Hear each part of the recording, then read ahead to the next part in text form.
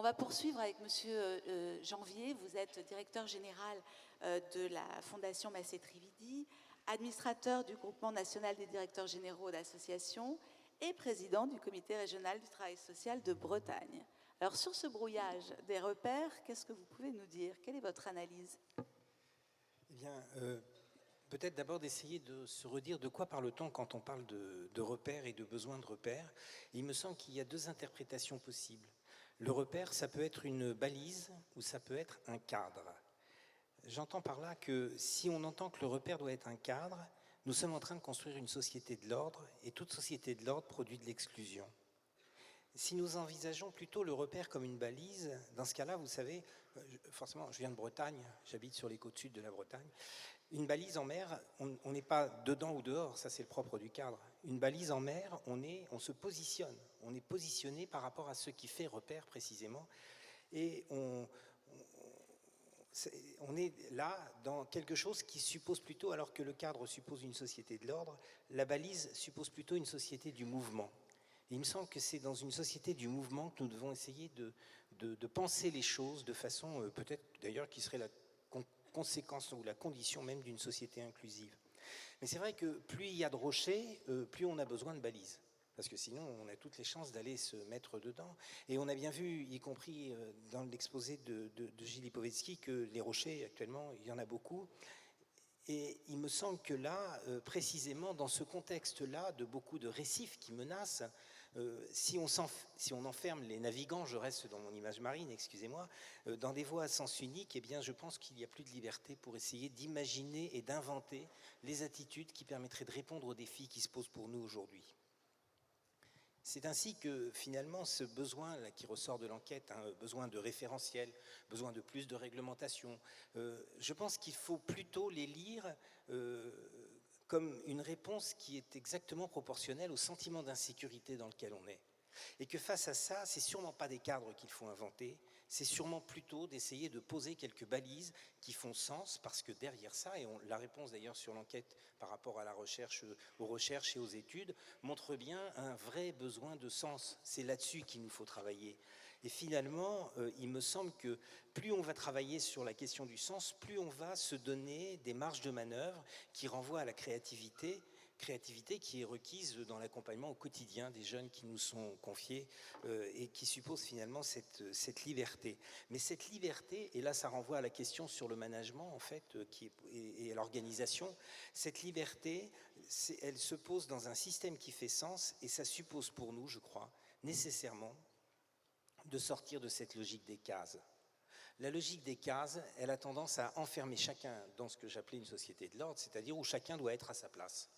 Dans une société de mouvement, la question, elle doit se poser plutôt de comment rendre nos catégories les plus poreuses possibles de façon à ce qu'elles puissent permettre d'évoluer.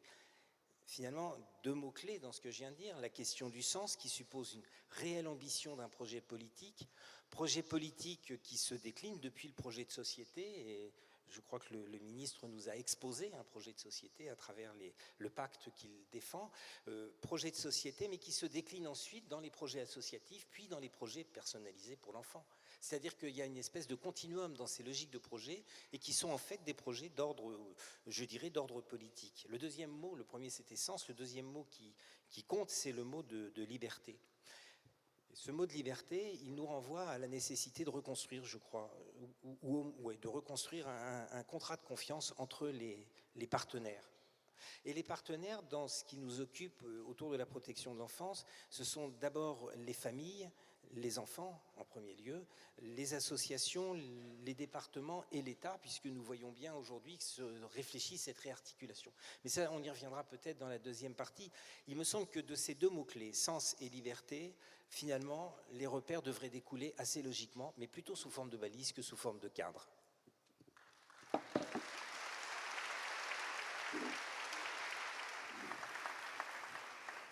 Roland Janvier, même question. Oui, Je voudrais revenir sur le contrat de confiance sur lequel je terminais ma première intervention, parce que je trouve que tout ce qu'on vient d'entendre là permet peut-être de se donner quelques repères qui permettraient peut-être de refonder la relation dans l'idée d'un continuum en fait entre les différents niveaux que je citais tout à l'heure. En fait, ça définit un peu un système très interactif à 5 pôles. L'enfant acteur de son projet, les parents co-auteurs de l'action, les professionnels accompagnateurs, les associations médiateurs et les pouvoirs publics garants. Je commande.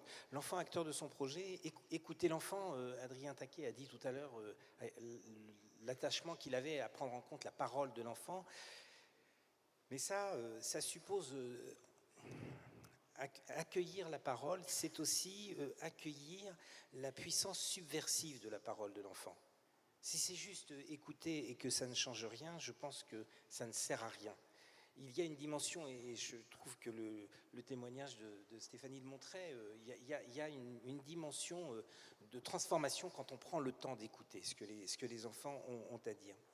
Les parents co-auteurs de l'action, co-construire avec les parents, en fait, je pense que pour les institutions et pour les professionnels, ça suppose d'accepter de faire un pas de côté, et notamment un pas de côté par rapport à nos idéologies. Idéologie familialiste, enfin ce qui a été cité là, montre bien que être co-auteur avec, co-acteur et co-construire avec les parents, ça suppose ça. Y compris d'ailleurs quand cette co-construction est un travail sur la séparation. Je ne suis pas là à dire qu'il faut absolument maintenir les liens, enfin ça c'est pour la collègue, je préfère le préciser, c'est pas ça. Mais que, y compris quand on est dans la préparation d'une distanciation importante, c'est la qualité de ce travail d'accompagnement et de co-construction avec les parents qui peut permettre de le réussir aussi. Mais c'est aussi de laisser toute leur place aux parents dans ce qu'ils ont à dire et dans ce qu'ils ont à transformer de nos organisations et de nos systèmes. Les professionnels accompagnateurs, accompagner, c'est s'inscrire dans le temps long du cheminement, prendre le moyen de ce temps long, et c'est pas forcément en le revendiquant à nos autorités, c'est en le prenant. C'est en le prenant comme acte de résistance aussi que nous avons peut-être à poser face à la dictature de l'immédiateté dans laquelle nous sommes tous complètement coincés aujourd'hui. Les associations, alors les collègues de la fonction publique m'excuseront, mais je parle de mon point de vue de responsable associatif. Les associations comme médiateurs sont médiateurs en fait entre les politiques publiques et les pratiques de terrain. Et cet espace de médiation-là est important parce que pour moi c'est une médiation qui a vertu démocratique. C'est-à-dire que, et quand je dis ça, et là je parle en tant que directeur général, c'est comme ça que vous m'avez présenté, mais ça suppose quand même d'accepter une lecture critique, très critique de nos organisations, de nos fonctionnements, y compris de nos modes de management. Dans nos organisations associatives, je parle de chez moi, je ne parle pas pour les autres. Ça veut dire aussi, derrière ça, c'est toute la question de la participation. On a entendu parler tout à l'heure par le ministre de renforcer le poids des conseils de la vie sociale, par exemple, dans les services, ça me paraît très important. Je pense que derrière ça, nous avons inventé nos établissements, nos services, nos associations, comme de véritables laboratoires du vivre ensemble, là où on peut faire l'expérience que quelque chose est possible, là où nous sommes. Et puis, dernier point, les pouvoirs publics comme garants de la politique, oui, effectivement, mais ce qu'on peut attendre peut-être des pouvoirs publics, que ce soit l'État ou les départements, c'est qu'ils puissent effectivement sécuriser les balises, qu'on sache à quoi s'en tenir en matière d'un véritable projet politique pour les enfants de notre société, mais ça suppose sécuriser les balises, ça suppose d'ouvrir les cadres. J'avoue, je le dis là, mais entendre Adrien Taquet parler de performance m'inquiète un peu. Entendre parler de référentiel m'inquiète un peu. En fait, derrière ça, si vous voulez, le fil rouge de ces 5 pôles, là, que je viens de situer rapidement, le fil rouge de ces 5 pôles, en fait, c'est la confiance. C'est un véritable contrat de confiance, mais vous voyez bien qu'il doit se jouer à tous les niveaux de l'édifice.